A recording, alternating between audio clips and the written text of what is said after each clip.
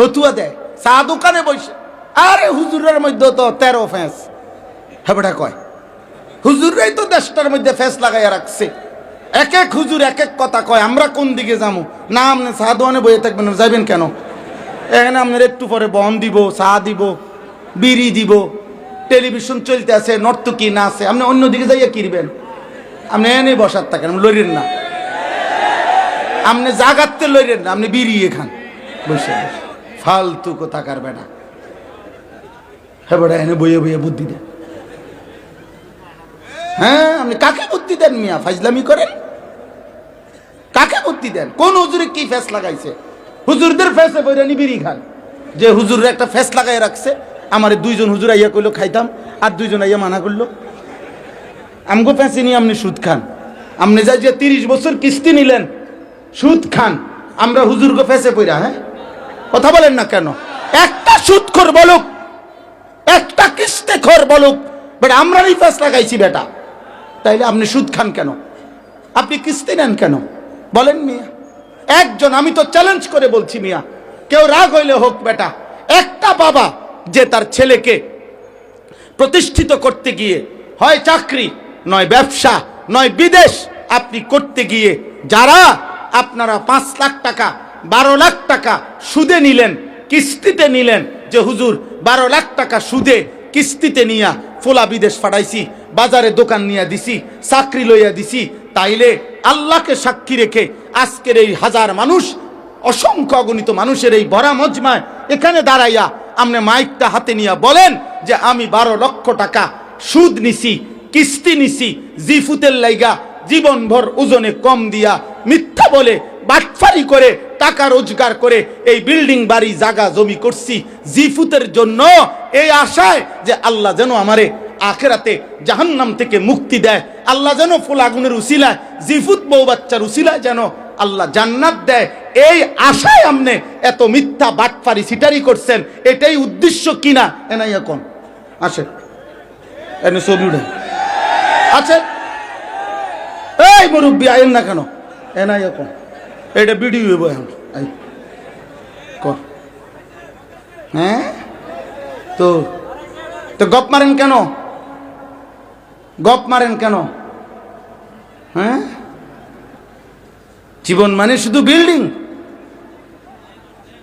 জিন্দিগি মানে বিল্ডিং, জিন্দিগি মানে 30 শতক জমি।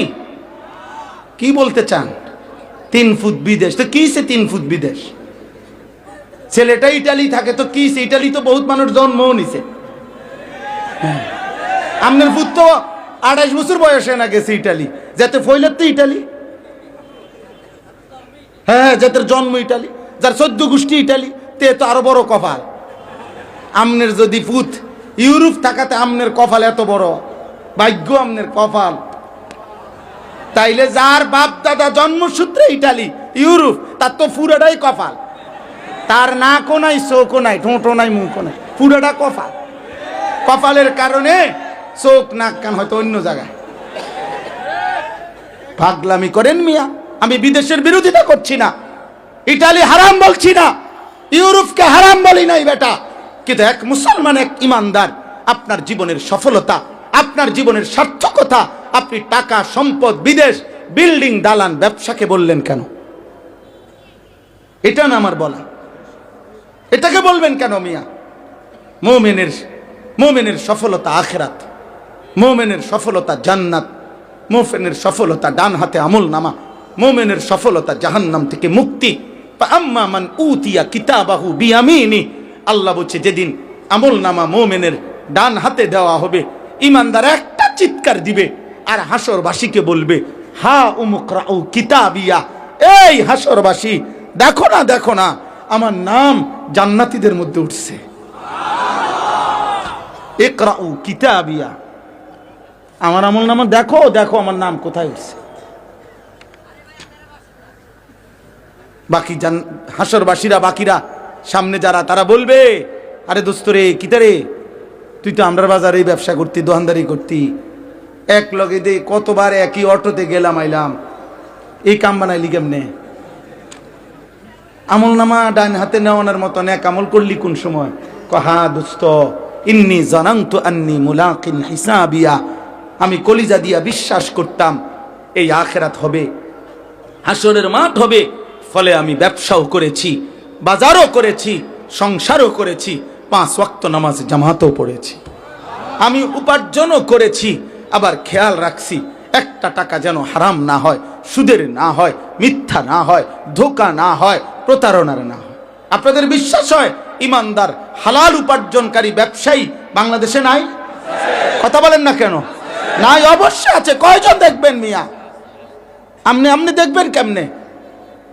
হারাম করতে দেখবে, ভালো মানুষ দেখবেন কেমনে? আপনি যে যেমন সে তো খুঁজেই পায় তেমন। আল জিনসু ইয়ামিলু ইলাল জিনস। অতএব দয়া করে আপনাদের কাছে এটা বললাম, আল্লাহ নবী সাল্লাল্লাহু আলাইহি সাল্লাম বলছে, উম্মত সিদ্ধান্ত নাও, সিদ্ধান্ত নাও, উত্তম মানুষকে সঙ্গী বানাও। তোমার দোকান হোক, তোমার ব্যবসা হোক, তোমার স্ত্রী হোক, তোমার বন্ধু হোক, তোমার চলার পথের সঙ্গী হোক। যুবক ভাই, তোমাদেরকেও বলছি, আব্বা, জীবনের সবচেয়ে বড় ব্যর্থতা মনে রাখো বাপ, অসৎ সঙ্গ, মন্দ লোকের সংস্পর্শ। সমবয়সী সহপাঠী যদি চরিত্রহীন হয়, লম্পট হয়, নারী লুবী হয়, জিনা ব্যভিচারের দৃশ্যে অভ্যস্ত হয়, মদ করে, নেশা করে, গাঁজা করে হয়, কোনো মেয়ের সাথে হারাম প্রেম করে, হারাম সম্পর্ক করে, দোস্ত আমার হাত জোড় করে বলি, আব্বা, আমার নওজোয়ান সন্তান, আমার কিশোর ভাই, আমার যুবক ভাই, দোস্ত তোকে বলি ভাই, আমার ওই ছেলেটা তোরে নষ্ট করে দিবে।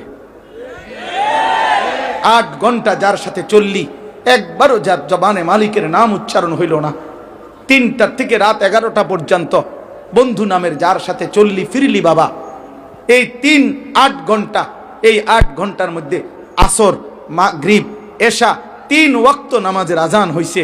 বন্ধু নামের এই শয়তান, বন্ধু নামের এই দুষ্ট একটা বারও তোকে বলল না, কিরে দোস্ত, তুইও মুসলমান, আমিও মুসলমান, চল না নামাজ পড়ি। ও কিসের বন্ধু? ও শয়তান। ও কি? শয়তান, শয়তান। আমি বললাম, যদি তাফসীর সুনির্দিষ্ট দলিল দেখতে চান, আমি দলিল দেখাবো। আমার কাছে তাফসীরের মধ্যে স্পষ্ট লেখা আছে, প্রত্যেক ওই ব্যক্তি মানুষকে যে পথভ্রষ্টতার দিকে নিয়ে যায়, তাকেও রূপকার্থে শয়তান বলা যায়। হ্যাঁ, বন্ধু নামের শয়তান, বন্ধু নামের শয়তান। অতএব অসৎ লোক, চরিত্রহীন যুবক, চরিত্রহীন কিশোর, ইমানদার ছেলেরা তোমাদের বন্ধু হইতে পারে না। কোন কাফের বেঈমান বন্ধু হইতে পারে না। ফেসবুকে অগণিত বন্ধু, অচেনা বন্ধু তোমার ফ্রেন্ড, তোমার ফ্রেন্ড হতে পারে না বেটা। কোন ইহুদির বাচ্চা তোর বন্ধু হবে কেন? কোন খ্রিস্টানের বাচ্চা তোর বন্ধু হবে কেন? কোন হিন্দুর বাচ্চা তোর বন্ধু হবে কেন বেটা? কেন বন্ধু হবে বেটা? বন্ধু হইতে পারে না। সম্পর্ক থাকতে পারে, দুনিয়াবি প্রয়োজন, তার সাথে আমাদের চলতে পারে, কোনো অসুবিধা নাই। বাংলাদেশে আমরা কাউরে চলে যেতে বলি নাই। আমরা সংখ্যাগরিষ্ঠ মুসলমানের বাংলাদেশে সংখ্যালঘু হিন্দু অথবা সংখ্যালঘু অন্য কোনো মানুষকে আমরা চলে যেতে বলছি কোনোদিন? আমরা তাদেরকে বাধাগ্রস্ত করেছি বন্ধু? না। কিন্তু কলিজার সম্পর্ক, ভালোবাসা, হৃদয়ের বন্ধুত্ব, সেটা শুধু মুমিনের জন্যই হবে। ইন্নামা ওয়ালিয়ুকুম, আল্লাহ বলছে তোমাদের বন্ধু হবে আল্লাহ ওয়া রাসূলুহু, আল্লাহর রাসূল, ওয়াল্লাযীনা আমানু আল্লাযীনা ইউকিমুনাস সালাহ, আল্লাহ বলছে এবং যারা মুমিন নামাজি তারা তোমাদের বন্ধু হবে। আল্লাহ আমাদেরকে বুঝ দান করে। এবার আসেন এই আয়াতের অংশটা শেষ করি। এই আয়াতের মূল বক্তব্য হলো, রাসূলুল্লাহ সাল্লাল্লাহু আলাইহি সাল্লামের জামানায় মক্কার কুরাইশদের একজন সর্দার ছিল, উকবা ইবনে আবি মুআইত তার নাম। এই কাফের সর্দার মক্কার সর্দারদের মধ্যে সম্ভ্রান্ত সর্দার ছিল, অনেক ধনী ছিল, অনেক বড় ব্যবসায়ী ছিল। সে নিয়মিত মক্কার বাহিরে দূর দূরান্তে ব্যবসা করতে যাইত। আর 2 মাস, 3 মাস, 6 মাস, 1 মাস 15 দিন পরে ব্যবসার থেকে যখনই ফিরে আসতো মক্কায়, তো মক্কার সম্ভ্রান্ত ব্যক্তিদেরকে সে মেহমানদারি করত। তার একটা অভ্যাস ছিল নিয়মিত। এটা এমনিতেই আরবের মেহমানদারি প্রসিদ্ধ, তো তার মধ্যে মেহমানদারির গুণ ছিল। উকবা ইবনে আবি মুআইত, তো সে করছে কি, একদিন ব্যবসার থেকে আইসা সবাইরে যে দাওয়াত দিছে তার বাড়িতে, আমাদের প্রিয় নবী সাল্লাল্লাহু আলাইহি সাল্লাম তিনিও যেহেতু কুরাইশের সম্মানিত ব্যক্তি, তো নবীজিকেও দাওয়াত দিছে। নবীজি আসছেন তার ঘরে। আসার পরে সবাইকে যখন খাবারের দস্তরখানে বসাইছে, সবার হাত ধোয়াইতেছিল, আল্লাহর নবী তখন হাত ধুইতেছিলেন না। তো উকবা ইবনে আবি মুআইত বলল, মুহাম্মদ হাত ধুইতেছ না কেন? তখন আল্লাহর নবী সাল্লাল্লাহু আলাইহি সাল্লাম বললেন, চাচা, যতক্ষণ আপনি আমার কালেমা না পড়বেন ততক্ষণ আমি হাত ধুবো না, খানাও খাবো না। উকবা ইবনে আবি মুআইত চিন্তা করছে, আমি কুরাইশ, আমার আজীবনের পরিচিতি সুনাম যে মেহমানকে আমি মেহমানদারি করি, আমি মেহমান নওয়াজ। আজকে যদি মুহাম্মদ না খাইয়া আমার বাড়ির থেকে উঠে চলে যায়, তাহলে গোটা আরবে আমার বদনাম হবে যে উকবার বাড়ির থেকে মেহমান না খাইয়া চলে গেছে। তখন উকবা ইবনে আবি মুআইত তার মেহমানদারির ঐতিহ্য ধরে রাখার জন্য নিরুপায় হয়ে কালেমা পড়ছে নবীজির সামনে। সুবহানাল্লাহ, ফোন রাখেন না, আর রাখেন না, সুবহান, শুনেন না, কথা শেষ হোক না। তো এরপরে নবীজি সাল্লাল্লাহু আলাইহি সাল্লাম খানা খাইছেন। খানা খাওয়ার পরে নবীজি বিদায় নিছেন। এইবার এই উকবা ইবনে আবি মুআইত, ওই আরো মেহমান আছে না, এই বাকিগুলা তো কাফের। এই বাকি কাফেরদের মধ্যে উবাই ইবনে খালফ, এই নিকৃষ্ট কাফের, যে উমাইয়া ইবনে খালফ, হযরত বেলালের যে মনিব, এরা ভাই। এই উবাই ইবনে খালফ, এই বেঈমান সাথে সাথে উকবা ইবনে আবি মুআইতকে ধরছে, হাত চাইপা, বলছে, দোস্ত, তোর লগে আজগা আমগো কতদিনের বন্ধুত্ব? কয় যে এই ছোটবেলার বন্ধুত্ব, ল্যান্টাকালের বন্ধুত্ব, মানে ছোটবেলার থেকেই কি বন্ধুত্ব আমরা। তখন উবাই ইবনে খালফ বলল, এটা কি করলি আজকে, কি করলি? লাকাদ সাবাতা, আজ তুমি আমাদের সবার সামনে এতদিনের বন্ধুত্ব ত্যাগ করে একসাথে আমরা চলি ফিরি, তুমি আজকে ধর্ম ত্যাগ করলা, বাপদাদার ধর্ম তুমি আমাদেরকে না বলে না কয়ে ত্যাগ করলা। তাইলে এতদিনের বন্ধুত্বের কি মূল্য আছে? তোমার লগে আমাগো আজকে এতদিনের তোর বন্ধুত্ব, একসাথে আমরা মদ খাই, একসাথে জুয়া খেলি, একসাথে মানুষ কন্যাই, বুঝেন না? যাবতীয় সিটারি বাটফারি তো ওই মক্কায় আমরা একসাথে আজকে এতদিন ধরে করতেছি। এখন কথা নাই, বার্তা নাই, হঠাৎ করে মুহাম্মদের কালেমা গ্রহণ করলা। তখন উকবা ইবনে আবি মুআইত বলছে, দোস্ত, তোমাদের সাথেই আমার বন্ধুত্ব, কিন্তু তোমরা তো দেখছো সে তো খাবার খাচ্ছে না। এখন সে যদি খানা না খায় আমি কি করব? তখন খাবার না খাইলে আমার ঘর থেকে যদি মেহমান ফিরে যায় তাইলে তো গোটা আরবে বেইজ্জতি হবে। এই জন্য আমি নিরুপায় হয়ে মুহাম্মদের কালেমা পড়ছি। নাউযুবিল্লাহ। তখন এই উবাই ইবনে খালফ বললেন, তাহলে তুমি আমাকে বন্ধুত্ব স্বীকার করো?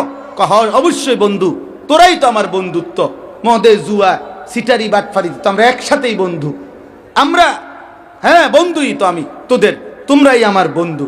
তাহলে যদি বন্ধুত্ব ঠিক রাখতে হয় এই মুহূর্তে তুমি মুহাম্মদ যেখানেই পাইবা, যে অবস্থায়, ওইখানে গিয়া তার কপাল বরাবর থুতু মেরে, নাউযুবিল্লাহ, তার কালেমা তারে ফেরত দিবা। এই বেঈমান, এই উকবা ইবনে আবি মুআইত, বদনসিব, দুর্ভাগ্য, এই বদনসিব গিয়া দেখছে নবী সাল্লাল্লাহু আলাইহি সাল্লাম কাবা ঘরের সামনে, আল্লাহর ঘরের সামনে তখন সেজদা দিছে। নবীজি সেজদা অবস্থায় সে থুতু মারছে নবীজির কপালের দিকে, আর বলছে, মুহাম্মদ, তোর কালেমা তোকে ফেরত দিলাম। আল্লাহ তাআলা বললেন, হায় বেঈমান, কামডা করলি কি? আহা, কি করলি? এই তখন আল্লাহ তাআলা বললেন যে, দেখো দুনিয়াবাসী, বন্ধু, অসৎ বন্ধু কি করল? সে তো কালেমা পড়েই ফেলছিল, ইচ্ছায় হোক অনিচ্ছায় হোক, কালেমা তো পড়েই এলাইছিল। কিন্তু বন্ধু নামের শয়তান, বন্ধু নামের অসৎ লোকটা তাকে আজ কি করে দিল? বরবাদ করে দিল, বরবাদ করে দিল। সেদিন আখিরাতে কি হবে তাদের? এই তখন এই কথাইটা, এই প্রেক্ষাপটটা, যে এই অসৎ বন্ধুত্বের কারণে যারা আল্লাহর নাফরমানি করলো, নিজেদের জাহান্নাম তৈরি করলো, তারা হাসরের ময়দানের দিন কি করবে, এই অসৎ বন্ধুত্বের আফসোসে এই কথাটা আল্লাহ এখানে তুলে ধরছে। এই জন্য আমি যেহেতু ব্যক্তিগতভাবে কিশোর যুবকদেরকে একটু বেশি বলি বাবা, এই জন্য আমি বললাম, নওজোয়ান ভাই, তোমরা অধিকাংশই অসৎ বন্ধুদের খপ্পরে